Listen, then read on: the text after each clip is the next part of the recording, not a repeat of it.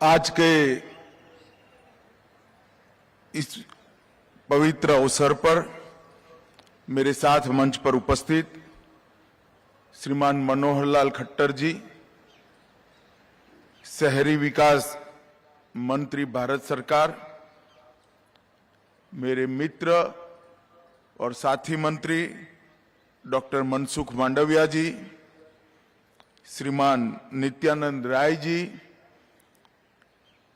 दिल्ली के उपराज्यपाल श्रीमान विनय कुमार सक्सेना जी, यहाँ की लोकप्रिय सांसद बहन बांसुरी, डॉक्टर राजेंद्र कुमार जी, और आज एकता दौड़ के इस कार्यक्रम में हिस्सा लेने के लिए आए हुए सभी भाइयों और बहनों को मेरी अनेक अनेक शुभकामनाएं। इस बार 31 अक्टूबर दीपावली पर्व के दिन आती है, इसलिए निर्णय किया गया है कि जिसको भारत के प्रधानमंत्री जी ने एक उत्सव के रूप में मनाने का निर्णय किया है, वो 31 अक्टूबर की एकता दौड़ को हम 29 तारीख को आज धनतेरस के पवित्र दिन पर आयोजित कर रहे हैं। 31 अक्टूबर 2015 से देश के प्रधानमंत्री आदरणीय नरेंद्र भाई ने महान सरदार पटेल की याद में देश की एकता और अखंडता के लिए पूरे देश को संकल्पित करने के लिए एकता दौड़ का आयोजन करने का फैसला किया, और तब से लेकर आज तक पूरा देश एकता दौड़ से न केवल देश की एकता और अखंडता के लिए संकल्पित होता है, उस दिन अपने आप को भारत माता की सेवा में पुनः समर्पित भी करता है। और आज जब हम एकता दिन की एकता दौड़ के लिए सब एकत्रित आए हैं, तब ये एकता दौड़ सिर्फ भारत की एकता का संकल्प नहीं रहा है, अब ये एकता दौड़ विकसित भारत का संकल्प भी बन चुका है। क्योंकि हमारे सामने देश के प्रधानमंत्री जी ने सन 2047 में जब भारत की आजादी की एक शताब्दी होगी, उस वक्त एक पूर्ण विकसित राष्ट्र का संकल्प इस देश के नागरिकों के सामने रखा है। और एक ऐसा भारत जो हर क्षेत्र के अंदर समग्र विश्व में प्रथम हो, ऐसा भारत रचने का संकल्प प्रधानमंत्री जी ने हम सबके सामने रखा है। मित्रों, आज मैं जब आप सबके सामने उपस्थित हूं, तब भारत एक फलता फूलता विकसता बनता मजबूत राष्ट्र बनकर दुनिया के सामने खड़ा है। मगर जब इसके इतिहास में पीछे मुड़कर देखते हैं तो आजादी के बाद 553 से ज्यादा राजे रजवाड़ों को एकत्रित करने का एक बहुत बड़ी समस्या देश के सामने अचानक ही आकर पड़ी। उस वक्त सरदार साहब ही थे जिन्होंने अपनी दृढ़ निर्णय शक्ति से, दृढ़ इच्छा शक्ति से और त्वरा से इस सब को एकत्रित कर आज के भारतीय संघ का मानचित्र हम सब ने लाया।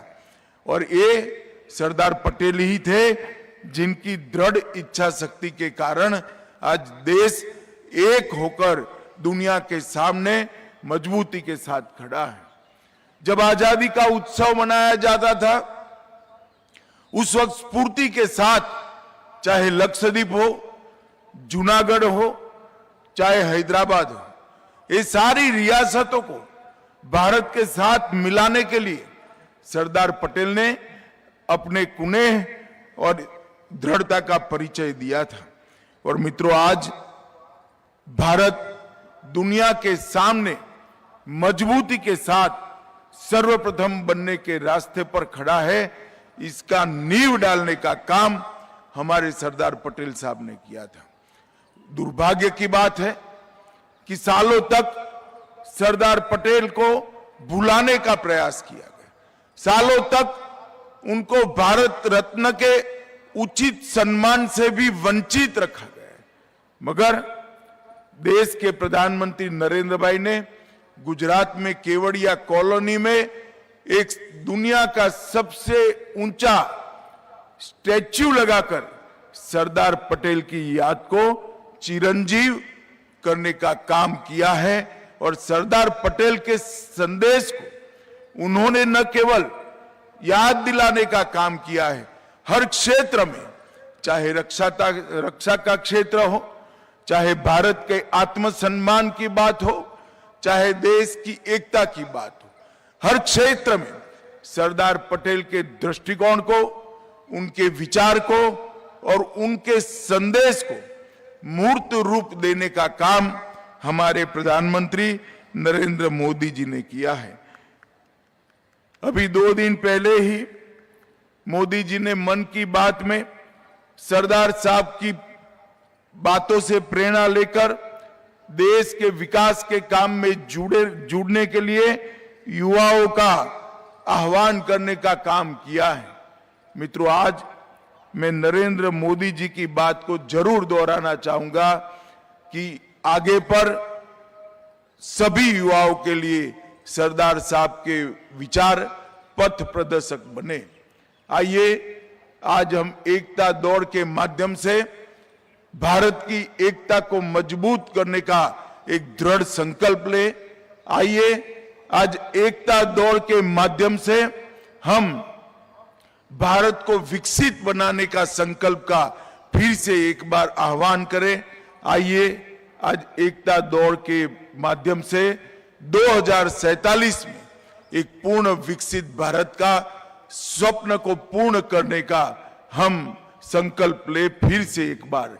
और मोदी जी के नेतृत्व में ये अमृत काल के शुरुआती वर्षों में इसकी मजबूत नींव डालने का काम करें। इतनी सुबह सुबह लगभग 8000 लोग, बहुत सारे संगठनों से दिल्ली के नागरिक यहां एकत्रित आए हैं। उत्साह के साथ किशोरों, बच्चों और विद्यार्थियों की जो हुजूम दिखाई पड़ता है वो निश्चित रूप से भारत के उत्साह का परिचायक है।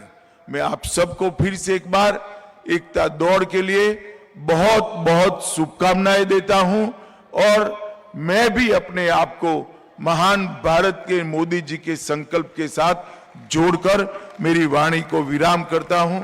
मेरे साथ बोलिए, भारत माता की। अरे जोर से बोलिए, दोनों हाथ उठाकर, भारत माता की। वंदे वंदे। धन्यवाद।